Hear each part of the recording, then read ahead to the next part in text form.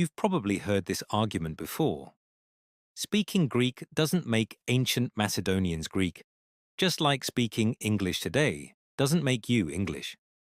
At first, it sounds logical, but the moment you examine history, the entire analogy completely collapses. Here's the first massive problem. English spread worldwide because the British Empire colonized distant continents between the 1600s and 1900s. That's why Americans and Australians speak English today. But ancient Macedonia? The exact opposite happened. Macedonians already spoke Greek before Alexander conquered Asia. In fact, it was the Macedonians who spread Greek eastward after conquering the Persian Empire. So the analogy is historically backwards. Comparing Macedonia to modern America would be like claiming the people of London only started speaking English after being conquered by Washington, D.C. It makes absolutely no sense. The analogy also ignores geography. English crossed oceans through global empire. Macedonia wasn't separated from the Greek world by oceans or continents. It directly bordered the rest of Greece. Macedonians lived beside other Greek-speaking peoples for centuries. There was no foreign power forcing Greek onto them. Their language developed naturally inside the same regional world. Now comes the biggest problem for the analogy: linguistics.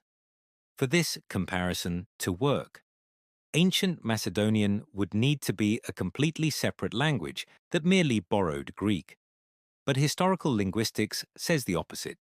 Ancient Macedonian belongs to the Hellenic branch of Indo-European languages. Its surviving names, inscriptions, and vocabulary are overwhelmingly Greek. A far more accurate comparison would be Sicilian and Italian, or Scots and English, regional dialects inside the same broader civilization. Different local identity, but still part of the same linguistic family. Another mistake is projecting modern nationalism onto the ancient world. There was Hellas, a cultural and linguistic world made up of many independent states. Athens fought Sparta. Sparta fought Thebes. Greeks constantly fought each other. And yet, nobody argues Sparta wasn't Greek because it fought Athens.